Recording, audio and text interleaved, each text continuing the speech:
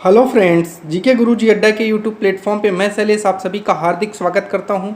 प्यारे साथियों, जैसे कि आप सभी को पता होगा, आप सभी का एग्ज़ाम जुलाई में होगा। उसी को ध्यान में रखते हुए आज से प्रीवियस ईयर क्वेश्चन पेपर की क्लास शुरू की जा रही है, क्योंकि प्रीवियस ईयर क्वेश्चन पेपर आपको वो मार्गदर्शन देता है जिससे आप किस तरीके से प्रश्न आपके एग्ज़ाम में आते हैं उस कॉन्सेप्ट को आप पकड़ते हैं। मैं यहाँ बहुत ही आराम से इन क्वेश्चनों को सॉल्व करवाऊंगा और आप लोग भी क्वेश्चन को सॉल्व करिएगा। और अगर आप हमसे पहले उत्तर दे देते हैं तो कमेंट बॉक्स में जाकर के अपने उत्तर को कमेंट कर दीजिएगा। मुझे पता लग जाएगा कि आपने जो उत्तर दिया है वो हमसे पहले दिया है। प्यारे साथियों, चैनल पर नए हैं तो सब्सक्राइब करिएगा, वीडियो को लाइक और शेयर करिएगा। चलिए चलते हैं अपने पहले क्वेश्चन पर। आज हम लोग सोशल स्टडीज़ या सोशल साइंस हम लोग इसको सॉल्व करेंगे। ये है 2018 का क्वेश्चन पेपर, ठीक है, मैं ये भी बता दे रहा हूँ। चलिए चलते हैं अपने पहले क्वेश्चन पर और पहले क्वेश्चन का राइट जवाब देखते हैं क्या होगा। पहला क्वेश्चन 31 कह रहा है, वात दिग्दर्शी का प्रयोग क्या मापने के लिए किया जाता है। इसको इंग्लिश में कहते हैं विंड वैन। तो आपको जवाब देना है क्या मापने के लिए इसका प्रयोग किया जाता है। तो जो आपकी वायु की दिशा होती है उसी दिशा को मेज़र करने के लिए वात दिग्दर्शी का प्रयोग किया जाता है, याद रखिएगा, ठीक है। चलिए क्वेश्चन नंबर 32 पर चलते हैं। कह रहा है, वायुमंडल की निम्नलिखित में से कौन सी परत रेडियो तरंगों के संचरण में मदद करती है। जो आपकी रेडियो तरंगें संचरण करती हैं उनमें कौन सी परत है जो मदद करती है। तो सभी जानते हैं उसको बाह्य मंडल कहते हैं, या इसी को इंग्लिश में थर्मोस्फेयर भी कहा जाता है, याद रखिएगा, ठीक है। चलिए एक क्वेश्चन है, ये फिगर के द्वारा आपको दिखाया गया है। कह रहा है कि पृथ्वी की विभिन्न परतों को क्रम में आंतरिक से बाहरीतम, मतलब अंदर से जो आपका अंदर का हिस्सा है इससे बाहर की तरफ आपको परत की पहचान करना है। मुझे बताइए, अंदर से जब कह रहा है तो सबसे अंदर में क्या होगा। सबसे अंदर में परपटी होती नहीं है, ये तो सबसे आगे है। मेंटल बीच में है, ये भी नहीं होगा। हाँ, दो ऑप्शन मिल रहा है, आंतरिक कोण दोनों में। तो आंतरिक कोण दोनों में है तो ठीक है, सबसे पहले आंतरिक कोण हो जाएगा, फिर बाह्य कोण हो जाएगा, दोनों में सेम है। फिर मेंटल नहीं होता है, फिर परपटी होगा मेंटल, फिर आपका मेंटल होगा और फिर परपटी। तो चौथा ऑप्शन आपका राइट जवाब होगा, ठीक है। सबसे पहले आंतरिक कोण, बाहरी कोण, मेंटल, और सबसे ऊपर कौन सी परत होती है, परपटी होती है। तो चौथा आपका राइट जवाब हो जाएगा, याद रखिएगा। एक फिगर बनाया गया है, कह रहा है कि दिए गए आरेख में सूर्य, पृथ्वी और चंद्रमा की स्थिति को ध्यान से देखिए और बताइए ये क्या दर्शा रहा है। तो आपको बताना है, ये आपका सूर्य है, ये पृथ्वी है, ये चंद्रमा है। ये क्या दिखा रहा है, सूर्य ग्रहण नहीं, चंद्र ग्रहण नहीं, बृहद ज्वार नहीं, तो ये लघु ज्वार भाटा की स्थिति को दर्शा रहा है, याद रखिएगा। ये क्वेश्चन कई दफ़ा पूछा गया है। चलिए अगला क्वेश्चन कह रहा है, जब नदी मैदान में प्रवेश करती है, मान लो ये है मैदान और इसमें नदी कर रही है प्रवेश, तो कह रहा है यह मुड़ जाती है, मतलब ऐसे मुड़ जाती है ये, और बड़े मोड़ बना करके बहती है। तो जब बड़े मोड़ बना करके बहती है तो इसे क्या कहा जाएगा। तो देखिए किस तरीके की आकृति आपको दिख रही है, जैसे सांप जैसी आकृति दिख रही है ना। तो 35 का आपका राइट जवाब हो जाएगा। तीसरा विसर्प इसे कहा जाता है, याद रखिएगा, ठीक है। चलिए 36 पर चलते हैं। कह रहा है कि अधिकांश दुर्गम क्षेत्रों में, शब्दों को पकड़िएगा, दुर्गम क्षेत्रों में आपदाओं के समय लोगों को बचाने और भोजन, जल, कपड़े एवं दवाओं को वितरित करने के लिए यातायात का कौन सा साधन बेहद उपयोगी है। अब आप ही लोग मुझे जवाब दे दीजिए, क्या रेल मार्ग से ये संभव है। आप कहेंगे नहीं। सड़क मार्ग से ये संभव है, आप कहेंगे बिल्कुल नहीं। जल मार्ग से ये संभव है, आप कहेंगे बिल्कुल नहीं। तो ये केवल और केवल आपका वायु मार्ग से ही संभव है, याद रखिएगा, ठीक है। चलिए 37 पर चलते हैं। कह रहा है, भूगोल की वह शाखा जो विशिष्ट मानव जनसंख्या की संरचना के विषय से संबंधित है क्या कहलाती है।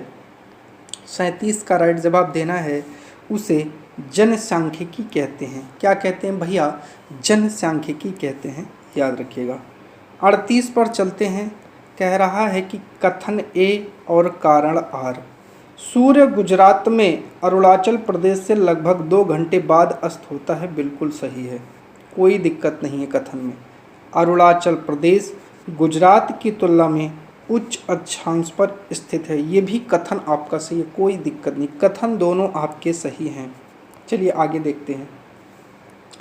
कह रहा है कि ए और आर दोनों सत्य हैं। बिल्कुल सत्य हैं। और आर ए का सही स्पष्ट करता है? नहीं भैया, ए और आर दोनों सत्य हैं, लेकिन आर ए को स्पष्ट नहीं करता। दूसरा आपका इसमें राइट जवाब हो जाएगा, याद रखिएगा। 39 कह रहा है कि निम्नलिखित में से कौन सा ऊर्जा का गैर परंपरागत स्रोत है? बताइए, गैर परंपरागत स्रोत कौन सा है?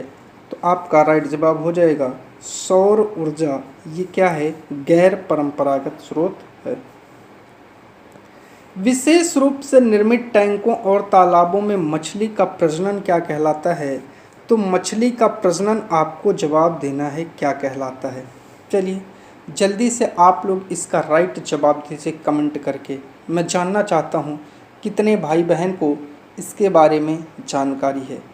तो बताइए, जो मछली का प्रजनन है वो क्या कहलाता है? जवाब दीजिए।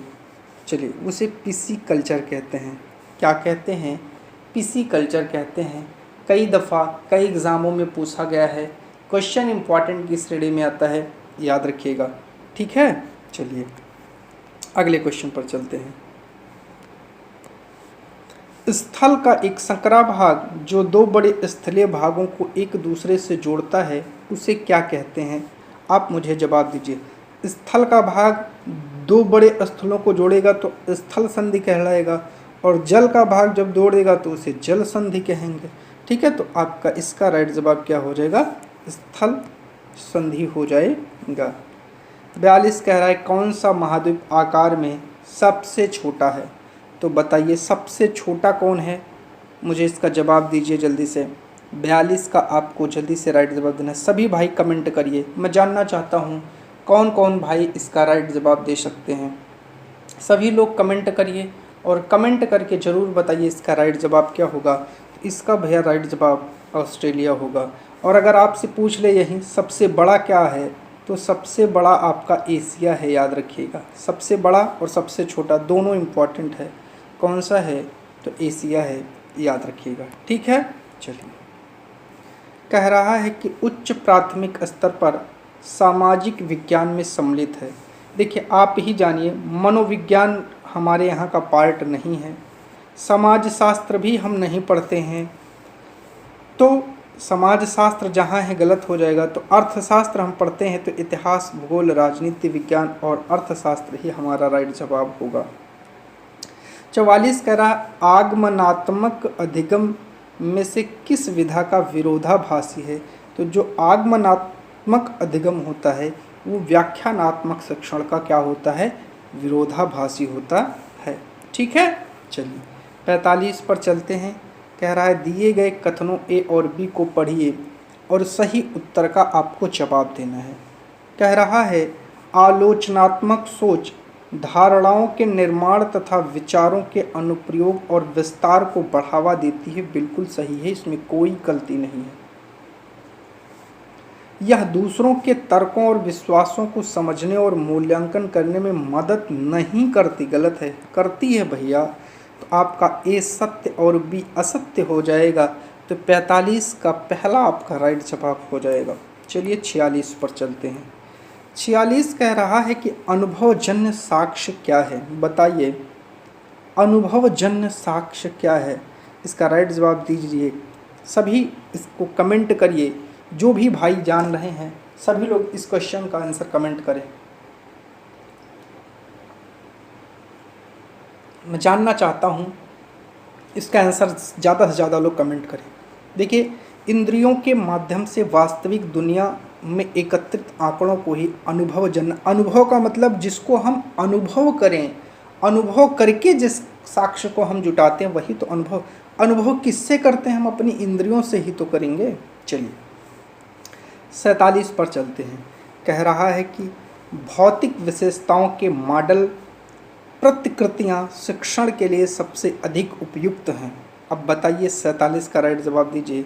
कह रहा है भौतिक विशेषताओं के मॉडल और प्रतिकृतियाँ। तो मॉडल का यूज कहाँ किया जाता है? इतिहास में कोई मॉडल का यूज होता है? बिल्कुल नहीं। अर्थशास्त्र में मॉडल का यूज होता है? बिल्कुल नहीं। राजनीति में मॉडल का यूज होता है? बहुत ना के बराबर। भूगोल में ही ज़्यादा से ज़्यादा मॉडल का यूज होता है, तो भूगोल इसका राइट जवाब होगा। और भौतिक विशेषताओं की बात कर रहा है, ये भी याद रखिएगा।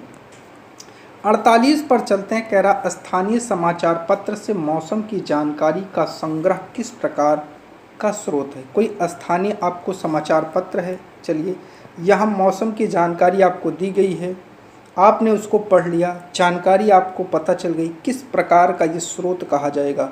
बताइए 48 का जल्दी से राइट जवाब आप लोग दीजिए, क्या होगा? इसे द्वितीयक साक्ष्य कहा जाएगा। क्यों कहा जाएगा? क्योंकि आपने इसको न्यूज़पेपर से ग्रहण किया और न्यूज़पेपर किसी दूसरे व्यक्ति ने आपको दिया है। अगर आप स्वयं अपने आप से इस जानकारी को रखते तो प्राथमिक, अगर आप दूसरे स्रोत से ग्रहण कर रहे हैं तो आप द्वितीयक हैं, तो आप द्वितीयक में आएंगे, याद रखिएगा। 49 पर चलते हैं। कह रहा सीखने की अक्षमता वाले शिक्षार्थी किस प्रकार की कक्षा में अन्य छात्रों के साथ सीखते हैं? यहाँ सीखने की अक्षमता लिखा है, ठीक है, डिसएबिलिटी जिसको बोलते हैं अंग्रेजी में, वो शिक्षार्थी जो है कक्षा के अन्य छात्रों के साथ कैसे सीखेगा? आपको 49 का राइट जवाब देना है। देखिए आप उस बच्चे को अलग नहीं कर दोगे, हमारा एनसीएफ मना करता है। उससे कोई विशेष टेक्नोलॉजी भी आपको नहीं लगाना है कि उसको क्लास के बाहर करके विशेष टेक्नोलॉजी से पढ़ाना, नहीं। आप उसको समावेशी कक्षा देंगे। क्या देंगे? समावेशी कक्षा देंगे। समावेशी कक्षा ऐसी कक्षा होती है जहां हर वर्ग का बालक, हर मेंटलिटी का बालक एक ही छत के नीचे बैठ करके शिक्षा ग्रहण करता है। अब वो अक्षमता में पढ़ने में ज़्यादा तेज भी हो सकता है, पढ़ने में कमज़ोर भी हो सकता है, शारीरिक अक्षमता होती है, अक्षमताएं कई प्रकार की होती हैं, ठीक है। चलिए 50 नंबर का क्वेश्चन आपका कह रहा है कि यह सिद्धांत किसने दिया? सभी बच्चे विकास के समान अनुक्रम से गुजरते हैं लेकिन विभिन्न दरों से, इसलिए शिक्षक को पूरी तरह से कक्षा के लिए नहीं बल्कि व्यक्तिगत बच्चों और छोटे समूहों के लिए गतिविधियों की योजना बनानी चाहिए। बहुत बढ़िया कथन है, किस महानुभाव का कथन है। तो देखिए ऐसे कथन जब आ जाए और आपको आंसर मान लो नहीं पता है, एक चीज़ याद रखिएगा, सबसे ज़्यादा बच्चों पर प्रयोग किसने किया था? पियाजे ने किया था। तो बस आँख मूंद करके पियाजे पर आपको टिक लगा देना है और आपका आंसर क्या हो जाएगा? सही हो जाएगा। 51 पर चलते हैं।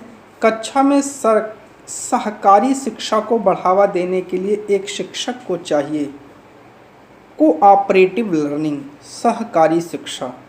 कोऑपरेटिंग लर्निंग को अगर आपको प्रमोट करना है तो आप एक टीचर के तौर पर क्या करेंगे? कमेंट करके बताइए, इसका राइट जवाब क्या होगा? छात्रों को बहस और चर्चाओं में लगाएं, ठीक है। अभी और आगे ऑप्शन देख लेते हैं, कोई और अच्छा ऑप्शन हो। उन्हें व्यक्तिगत परियोजना दे, नहीं। देखिए व्यक्तिगत परियोजना आपको किसी बच्चे को नहीं देना है।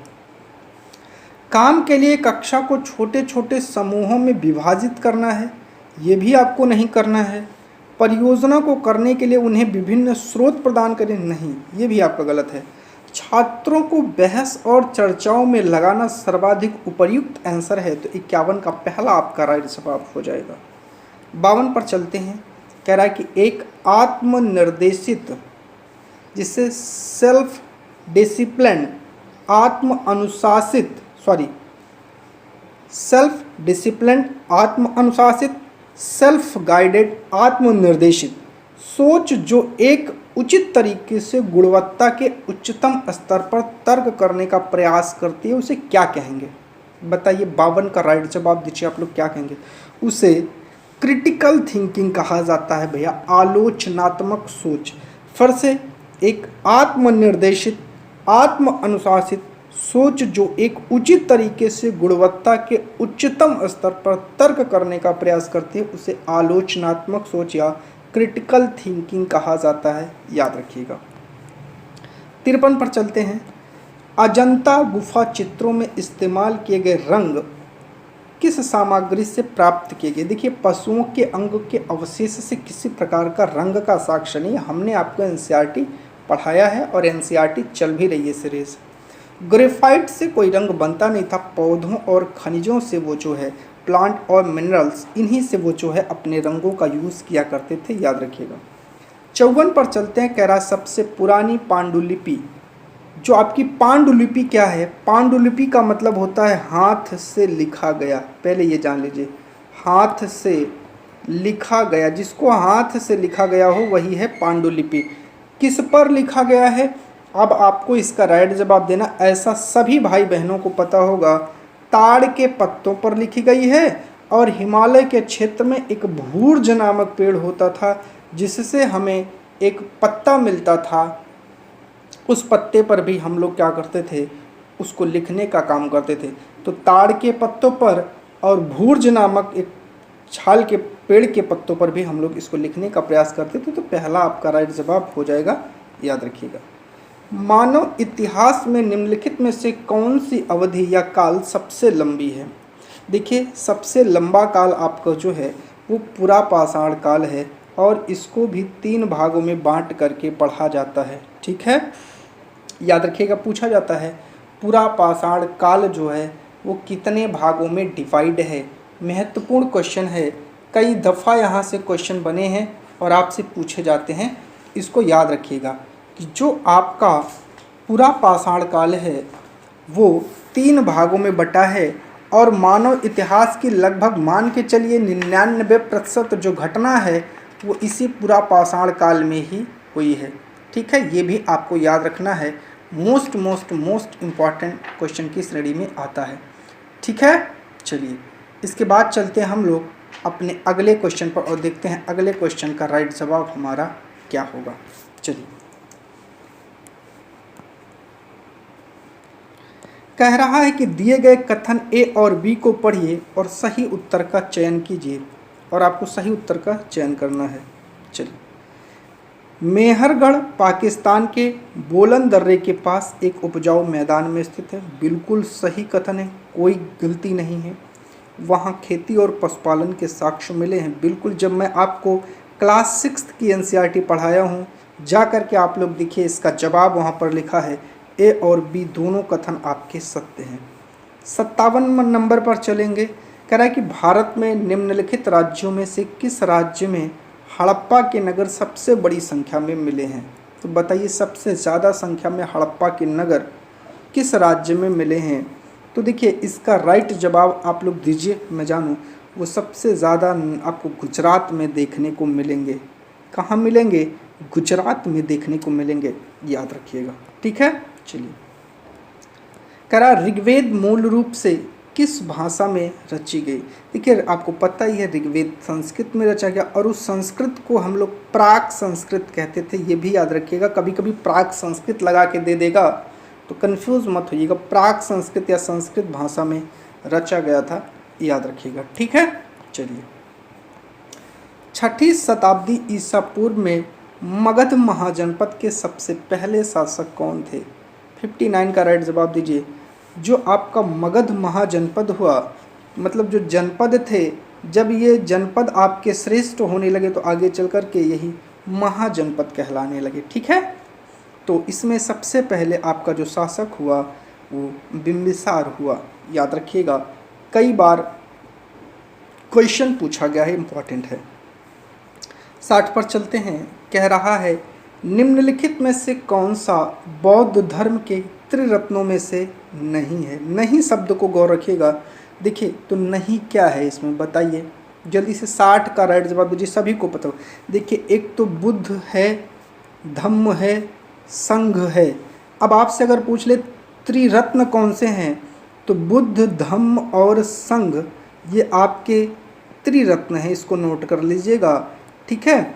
और अहिंसा जो है ये त्रिरत्न नहीं है, तो आपका तीसरा राइट जवाब हो जाएगा, याद रखिएगा।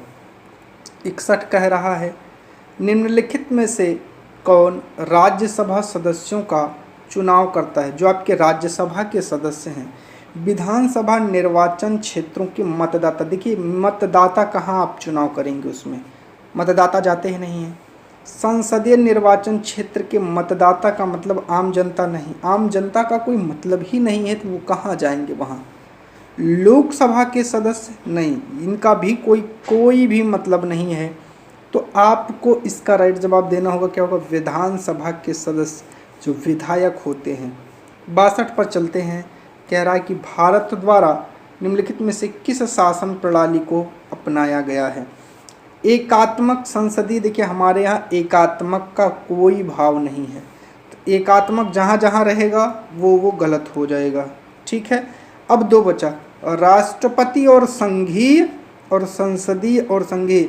99% बच्चे यही ऑप्शन लगा करके चले आते हैं राष्ट्रपति और संघीय, जबकि ये गलत आंसर है। बस राष्ट्रपति संसद का एक अंग है। 3 चीज़ों से मिलकर के हमारी संसद बनी है, राष्ट्रपति, लोकसभा, राज्यसभा। तो राष्ट्रपति अकेला कैसा होगा, संसदीय और संघीय, ये आपका राइट जवाब होगा। क्वेश्चन नंबर 63 पर चलते हैं। कह रहा है अनुसूचित जातियों के लिए कितने संसदीय निर्वाचन क्षेत्र आरक्षित हैं। 63 का राइट जवाब कमेंट करके आपको देना है। तो अनुसूचित जातियों के लिए कितने संसदीय निर्वाचन क्षेत्र आरक्षित हैं, कमेंट करके जल्दी से दीजिए आंसर। 63 का जल्दी से राइट जवाब दीजिए। 84, ठीक है। चलिए, भारत में अस्पृश्यता प्रथा के कारण निम्नलिखित में से किस मौलिक अधिकार का उल्लंघन किया जाता है। देखिए, जब छुआछूत की बात आती है तो किसका उल्लंघन होगा, जल्दी से इसका जवाब दीजिए सभी लोग। देखिए, समानता के अधिकार का यहाँ हमारे उल्लंघन होता है, क्योंकि हम क्या हैं, हम सभी समान हैं। और किसी व्यक्ति को जब हम उसको उसकी जाति के आधार पर छूते नहीं हैं तो ये हमें समानता का क्या देता है, अधिकार का उल्लंघन। 65 कह रहा, भारत के संविधान के अनुसार निम्नलिखित में से कौन सा मौलिक अधिकार नहीं है। तो शिक्षा का अधिकार है, बिल्कुल है। शोषण के विरुद्ध अधिकार है। धर्म की आज़ादी है, तो जो है वो हो जाएगा गलत और जो नहीं है वो हो जाएगा सही। संपत्ति का अधिकार हमारा जो है वो मौलिक अधिकार की श्रेणी में नहीं आता, वो कानूनी अधिकार हो गया है। अस्पृश्यता के आधार पर भेदभाव को संदर्भित करती है। 66 का राइट जवाब आपको देना है। जल्दी से जवाब दीजिए। किसको, शारीरिक विकलांगता को बिल्कुल नहीं, लिंग को बिल्कुल नहीं, इसका संबंध जाति से है, याद रखिएगा। अगला क्वेश्चन बहुत आसान क्वेश्चन है। मुख्यमंत्री को कौन नियुक्त करता है, कमेंट करके इसका जवाब मुझे चाहिए, जल्दी से सभी भाई बहन दें। बहुत ही आसान क्वेश्चन है, मुझे पता है बहुत सारे भाई लोग इसका सही आंसर देंगे। इस प्रश्न का कमेंट करके आप लोग आंसर दीजिए, क्या होगा इसका राइट जवाब, जल्दी से जवाब दीजिए। इसका राइट जवाब होगा राज्यपाल महोदय जो हैं वो मुख्यमंत्री की नियुक्ति करते हैं। राज्यपाल की नियुक्ति कौन करता है, सभी को पता होगा। भारत के महामहिम जो राष्ट्रपति हैं वही राज्यपाल की नियुक्ति करते हैं। 69 पर चलेंगे। प्रधानमंत्री का चुनाव कौन करता है, जल्दी से जवाब दीजिए। 69 का कौन करेगा, मंत्रियों की परिषद नहीं भैया, ये नहीं करती है। मुख्यमंत्री का कोई मतलब नहीं है, जो आपके सांसद होते हैं, जो एमपीज़ होते हैं, वही आपके क्या कहलाते हैं, वही प्रधानमंत्री का चुनाव करते हैं अपने में से। 70 कह रहा है निम्नलिखित में से किसको भारत का पहला नागरिक कहा जाता है। सभी को पता है, बहुत आसान सा क्वेश्चन है, कमेंट करके जवाब दीजिए। मैं सभी भाई से इसका आंसर चाहता हूँ, सभी लोग इसका आंसर मुझे कमेंट करके तत्काल दें, तुरंत बताइए कौन है भारत का पहला नागरिक। राष्ट्रपति महोदय यही हैं भारत के पहले नागरिक, महामहिम। निम्नलिखित में से किसको भारत में राज्य का पहला नागरिक कहा जाता है। फिर से वही क्वेश्चन देखिए, घुमा करके पूछ लिया है। तो अब वहाँ देश का, यहाँ राज्य शब्द आया है तो राज्यपाल हो जाएगा, क्योंकि जो काम केंद्र में राष्ट्रपति का होता है वही काम राज्य में राज्यपाल का होता है, याद रखिएगा। क्वेश्चन आया था वर्तमान लोकसभा 2014 के बाद की जो लोकसभा है वो कौन सी है। तो 72 आपका 72 का राइट जवाब देना है। क्या होगा? तो 72 का राइट जवाब होगा 16वीं। अब इसके अनुसार हमने इसका जवाब दिया है, याद रखिएगा। ठीक है प्यारे साथियों, ठीक है। चलिए अब हम लोग चलते हैं अपने अगले क्वेश्चन पर। अगला क्वेश्चन है, भारत का वर्तमान राष्ट्रपति कौन है? देखिए अब ये 2018 के संदर्भ में आया है, तो उस समय जो आपके वर्तमान राष्ट्रपति थे वो कौन थे बताइए? तो वो रामनाथ कोविंद थे। लेकिन आज आपसे पूछ ले आपके यहाँ करंट राष्ट्रपति कौन है? तो हमारे यहाँ एक आदिवासी क्षेत्र से आने वाली हैं जिनका नाम है श्रीमती द्रौपदी मुर्मू, तो याद रखिएगा। ठीक है, चलिए 74 कह रहा है कि भारत के संविधान में निम्नलिखित में से किसका उल्लेख नहीं किया गया है? नहीं शब्द को ध्यान रखिएगा, यहाँ से बहुत क्वेश्चन गलत करके आते हैं, बहुत सारे लोग गलत करते हैं। देखिए राज्यों और केंद्र शासित प्रदेशों के नाम का उल्लेख है तो जो है वो गलत हो जाएगा। सरकार के ढांचे का है तो गलत हो जाएगा। राजनीतिक दलों का नाम हमारे कहीं भी संविधान में लिखा नहीं गया है कि ये बीजेपी पार्टी होगी, बीएसपी की पार्टी होगी, सपा की पार्टी होगी, कांग्रेस होगी, ऐसा कहीं भी हमारे संविधान में उल्लिखित नहीं है, याद रखिएगा। 75 कह रहा है, राज्यसभा में सदस्यों को कौन नामांकित करता है? राज्यसभा में सदस्यों को कौन नामांकित करता है? 75 का जल्दी से राइट जवाब दीजिए। तो राज्यसभा में राष्ट्रपति महोदय जो हैं यही क्या करते हैं? सदस्यों को नामांकित करते हैं। अगला कह रहा है, निम्नलिखित में से कौन भारत की संविधान सभा का अध्यक्ष था? बताइए। 76 का राइट जवाब जल्दी से दीजिए, कौन था अध्यक्ष? तो देखिए अध्यक्ष में दो आते हैं, एक आपसे पूछा जाता है स्थायी और एक पूछा जाता है अस्थायी।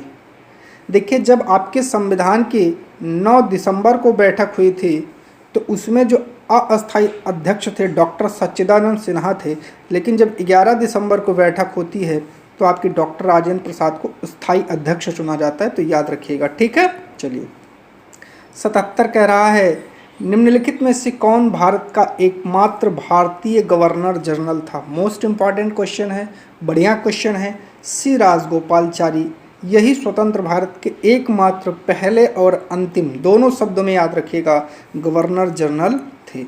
अगला कह रहा है, भारत का संविधान कब अपनाया गया? 78 का राइट जवाब सभी लोग कमेंट करके दीजिए। ऐसे बहुत सारे भाई बहन हैं जो इसका आंसर कमेंट करके दें। मैं जानना चाहता हूँ कितने भाई बहनों को ये क्वेश्चन आता है, जल्दी से जवाब दें। कह रहा है भारत का संविधान कब अपनाया गया? जल्दी से 78 का राइट जवाब दीजिए, जल्दी से दीजिए। 26 नवंबर 1949 को मनाया गया था, याद रखिएगा, अपनाया गया था। 79 कह रहा है, निम्नलिखित में से किसने भारत की रियासत को एकीकृत करने में महत्वपूर्ण भूमिका निभाई थी? तो वो एक ही महान व्यक्ति थे, सरदार वल्लभ भाई पटेल, जिन्होंने राज्यों के विलय में बहुत महत्वपूर्ण योगदान दिया था। निम्नलिखित में से कौन भारत का संविधान की समवर्ती सूची के मामले में कार्य करेगा? तो इसका 80 का राइट जवाब दीजिए। केंद्र और राज्य की सरकारें ही हैं, जो यूनियन गवर्नमेंट और स्टेट गवर्नमेंट है वही जो है इसको करती हैं। कौन सा भारत की संविधान सभा में मसौदा समिति के अध्यक्ष थे? बढ़िया क्वेश्चन है, 81 का राइट जवाब दीजिए। डॉक्टर भीमराव अंबेडकर जो हैं वही मसौदा समिति के अध्यक्ष थे, याद रखिएगा। ठीक है, चलिए आगे बात करते हैं। 18वीं सदी में किसके नेतृत्व में बंगाल धीरे धीरे मुगल नियंत्रण से अलग हो गया? वो कौन था बताइए जल्दी से, इसका राइट जवाब दीजिए। वो था मुर्शीद कुली खां। इसी के नियंत्रण में धीरे धीरे बंगाल जो है वो मुगलों से अलग हो जाता है, याद रखिएगा। 83 कह रहा है, निम्नलिखित में से किस गवर्नर जनरल ने फैसला किया कि बहादुर शाह जफर आखिरी मुगल सम्राट होंगे और उनकी मृत्यु के बाद किसी भी वंशज को शासक के रूप में नहीं पहचाना जाएगा? 83 का आपको राइट जवाब देना है। वो लॉर्ड कैनिंग ने ये कथन कहा था, याद रखिएगा। 84 कह रहा है, किस गवर्नर जनरल ने घोषित किया कि अवध पर गलत तरीके से शासन किया जा रहा था? उचित प्रशासन सुनिश्चित करने के लिए ब्रिटिश शासन की आवश्यकता थी। जल्दी से जवाब दीजिए। लॉर्ड डलहौजी, क्योंकि इसने कौन सी नीति लाई थी? इसने राज्यों की हड़प नीति लाई थी। ये भी याद रखिएगा, पूछ लेता है हड़प नीति कौन लाया था। अगला कह रहा है कानपुर के किस शासक ने खुद को पेशवा कहा था? तो एक ही हैं और सभी लोग उनको जानते हैं, नाना साहेब। ठीक है, इन्होंने खुद को पेशवा कहा था। कारखाने के विषय में पढ़ाने के लिए सबसे उपयोगी विधि क्या होगी? एक कहानी सुनाना, ठीक है, किसी विशेषज्ञ को नियंत्रित करना, ठीक है, किसी औद्योगिक कारखाने की यात्रा आयोजित करना, एक डॉक्यूमेंट्री फिल्म दिखाना। तो ये सभी के सभी गलत हो जाएंगे। जो प्रत्यक्ष अनुभव होते हैं, जो विजिट करके जिस चीज़ को कराया जाता है वो सबसे ज़्यादा बढ़िया होता है। 86 का राइट जवाब तीसरा हो जाएगा। 87 कह रहा है एडुसेट से क्या अभिप्राय है? बताइए एडुसेट से जल्दी से। 87 का राइट जवाब दीजिए। एडुसेट क्या है? एक मानव निर्मित उपग्रह है। अब इसके बारे में बहुत ज़्यादा जानकारी आपको नहीं रखना है। पंचवाणी और वीजक निम्न में से किस महान हस्ती के छंद और विचारों को संरक्षित किया गया? वीजक अगर आपने पकड़ लिया है तो पंचवाणी अपने आप समझ में आपको आ जाएगी, और वो कोई नहीं है, कबीरदास जी हैं। इन्हीं का और है साखी सबद रमैनी, याद रखिएगा, ये भी कभी कभी पूछ लेता है, साखी सबद रमैनी, इनके बारे में भी जानते रहिएगा। 89 कह रहा है एलोरा की गुफा का भित्ति चित्र जिसमें विष्णु को नरसिंह अर्थात पुरुष सिंह के रूप में दिखाया गया है, किस काल की है? बहुत बढ़िया क्वेश्चन है, किस काल की है बताइए? वो राष्ट्रकूट काल की है, याद रखिएगा। ठीक है, 90 पर चलते हैं। कह रहा है निम्न में से कौन सा संगठन उपनिषद में आस्था रखता है? बताइए। वो ब्रह्म समाज है जो उपनिषद में आस्था रखता है। इस प्रकार हमने आपको 60 क्वेश्चन करवाए हैं। इन 60 क्वेश्चन में आपने कितने क्वेश्चन सही किए हैं उसका कमेंट करके हमें जवाब दीजिएगा प्यारे साथियों, क्योंकि आप जो ये करते हैं उससे हमको मोटिवेशन मिलता है। आपकी तैयारी किस लेवल पर चल रही है, कमेंट ज़रूर करके बताइएगा कि आप कितने क्वेश्चन को अटेम्प्ट किए हैं, कितने क्वेश्चन आपको अच्छे लगे। और जी हाँ, अगर आपको इसका PDF चाहिएगा, टेलीग्राम चैनल पर जुड़िएगा, आपको इसका PDF मिल जाएगा। प्यारे साथियों, आप सभी का चैनल पर जुड़ने के लिए बहुत बहुत धन्यवाद।